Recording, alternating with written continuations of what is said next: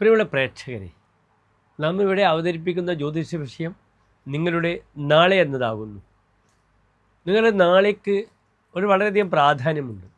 നാളെ ഉത്തരായനത്തിൻ്റെ ആരംഭമാകുന്നു.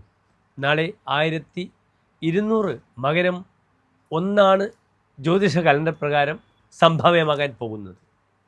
അതായത് ഇംഗ്ലീഷ് വർഷം 2025 ജനുവരി മാസം 14-ാം തീയതി ഉത്തരായനത്തിൻ്റെ ആരംഭമാകുന്നു. ശബരിമലയിൽ എല്ലാ വിശേഷങ്ങളുടെ ഉത്സവാദികളൊക്കെ മകരവിളക്കോടുകൂടി പരിസമാപ്തിയിലെത്തുമെന്ന് നിങ്ങൾക്കറിയാം. നാളെ സൂര്യൻ ഉത്തരായനത്തിൽ പ്രവേശിക്കുമ്പോൾ സൂര്യൻ വളരെയധികം ശക്തി പ്രാപിച്ച് വരികയാണ്. ജ്യോതിഷചക്രത്തിൽ ഏറ്റവും പ്രാധാന്യമുള്ള ബലമുള്ള ഗ്രഹമാകുന്നു സൂര്യൻ. സൂര്യനാണ് ഓരോ ഗ്രഹങ്ങൾക്കും മൗഢ്യം കൊടുക്കുന്നത്. അത്ര അധികം പ്രതാപശാലിയാകുന്നു സൂര്യൻ. ആ പ്രതാപത്തിൻ്റെ പൂർണ്ണത ഉത്തരായനത്തിലാണ് നമുക്ക് ദർശിക്കുവാൻ കഴിയുക. മകരമാസം മുതൽ മിഥുനമാസം അവസാനം വരെയുള്ള 6 മാസമാണ് ഉത്തരായനം. ഏറ്റവും പ്രധാനപ്പെട്ട 3 ഋതുക്കൾ ശിശിരം, വസന്തം, ഗ്രീഷ്മം, ഈ 3 ഋതുക്കളും ഈ 6 മാസത്തിലൂടെയാണ് കടന്നു പോകുന്നത്. ഇതിൽ സൂര്യൻ ഏറ്റവും ബലമുള്ള സമയമാകുന്നു ഏപ്രിൽ മാസം. ഏപ്രിൽ 14-ാം തീയതി മുതൽ വരുന്ന നമ്മുടെ മലയാളികൾ വിഷു ആഘോഷിച്ച് വരുന്ന മേടമാസമാകുന്നു സൂര്യൻ ഏറ്റവും ശക്തിശാലിയായി പ്രതാപശാലിയായി വാണരുളുന്ന സമയം. പ്രത്യേകിച്ച് മേടം 10-ന് സൂര്യൻ അത്യുച്ചത്തിലാണ്. അതാണ് നാം 10-ാം ഉദയം എന്നൊക്കെ പറയുന്നത്.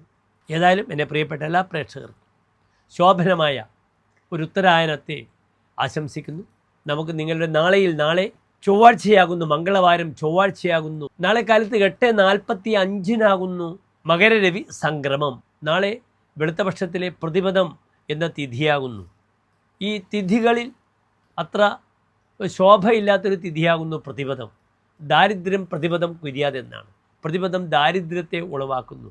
അതിനാൽ സാമ്പത്തികമായ വാങ്ങൽ കൊടുക്കലുകൾക്ക് നാളത്തെ ദിനം അത്ര അഭികാമ്യമല്ല, അഭിലഷണീയമല്ല.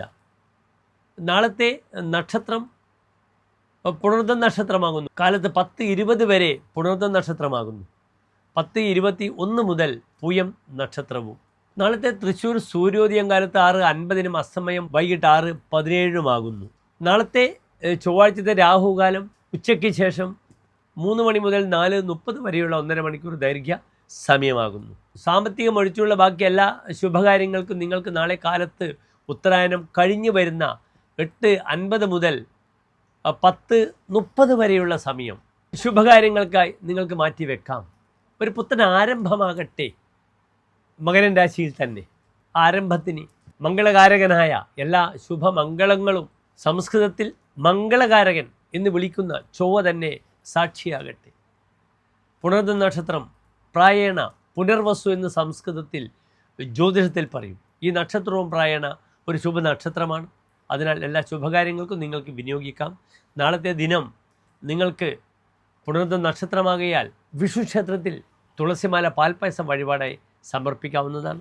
നാരായണ കവചമന്ത്രം അല്ലെങ്കിൽ വിഷ്ണു സഹസ്രനാമവും ചൊല്ലുന്നത് നാളത്തെ ദിനത്തിന് വളരെയധികം ബലപ്പെടുത്തുന്ന ഒരനുഭവം നിങ്ങൾക്ക് വരട്ടെ. എല്ലാ പ്രിയപ്പെട്ട പ്രേക്ഷകർക്ക് ശോഭനമായ നല്ല നാളെ മകരമാസത്തെ പ്രാർത്ഥിക്കുന്നു. നന്ദി, നമസ്കാരം.